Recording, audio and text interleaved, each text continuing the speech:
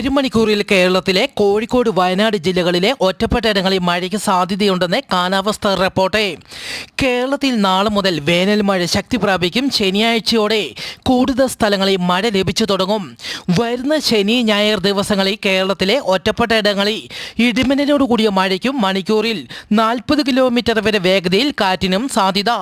ശക്തമായ കാറ്റിനും ഇടിമിന്നലിനും സാധ്യതയുള്ള ഘട്ടത്തിൽ ജനലും വാതിലും അടച്ചിടുക.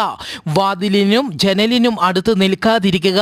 പരമാവധി ഭിത്തിയിലോ തറയിലോ സ്പർശിക്കാതെ ഇരിക്കുക. ഇടിമിന്നലുള്ളപ്പോൾ പുറത്തേക്ക് ഇറങ്ങരുത്. ഈ സമയത്തെ കുളിക്കുകയോ ടെലിഫോൺ ഉപയോഗിക്കുകയോ ചെയ്യരുതെന്നും അറിയിച്ചു. കർണാടകയിൽ ശനിയാഴ്ച ബന്ദ് പ്രഖ്യാപിച്ചു. Karnataka state road transport corporation bus ജീവനക്കാരെ ഒരു വിഭാഗം ആളുകൾ മർദ്ദിച്ചുവെന്ന് ആരോപിച്ചാണ് കന്നഡ അനുകൂല സംഘടനകൾ ബന്ദ് പ്രഖ്യാപിച്ചിരിക്കുന്നത്.